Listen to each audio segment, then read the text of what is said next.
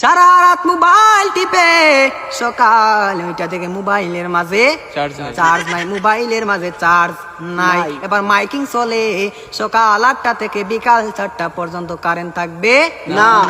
এবার টেনশন আছে না নাই? সারাদিন কারেন্ট থাকবে না। আর যদি কারেন্ট না থাকে আমার মোবাইলটা বন্ধ হয়ে যাবে, আর ওই পারে কথা বলা যাবে না। এবার ওই পার থেকে রাগ করবে কি করবে না?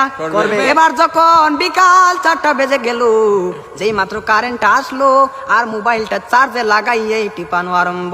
এবার মেসেজ করে হাই, এবার গিয়ে দেখে ওই পার থেকে ব্লক করে দিছে, ব্লক করে দিছে।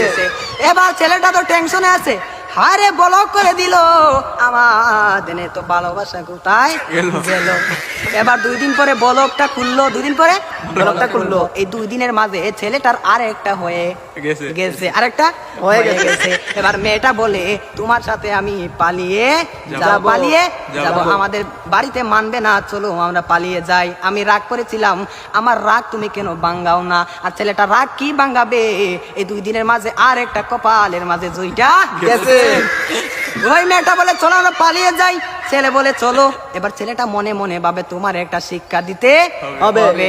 এবার মেয়েটা সকালে স্টেশনের মাঝে গাড়ি গুটি লইয়া রেডি। এবার ছেলেটা তো আসে না, আর মেয়েটা বাড়িতে কি যাবে? বাড়ির মাঝে 3 হাত লম্বা একটা চিঠি দিয়া পাইছে। পাশের গ্রামের রফিক মিয়ার সাথে পালিয়ে যাবে, বাড়িতে চিঠি দিয়ে যায়। আমি আর বাড়িতে মাঝে কোনোদিন আসবো না, তার নয় কার না, আমি আর কোনোদিন বাড়ির মাঝে আসবো না। আমি চলে গেলাম পাশের গ্রামের রফিক মিয়ার সাথে। এবার রফিক মিয়া তো আর আসে না, না। এবার 1 ঘন্টা চলে যায়, 2 ঘন্টা চলে যায়, ছেলেটার মোবাইলও বন্ধ।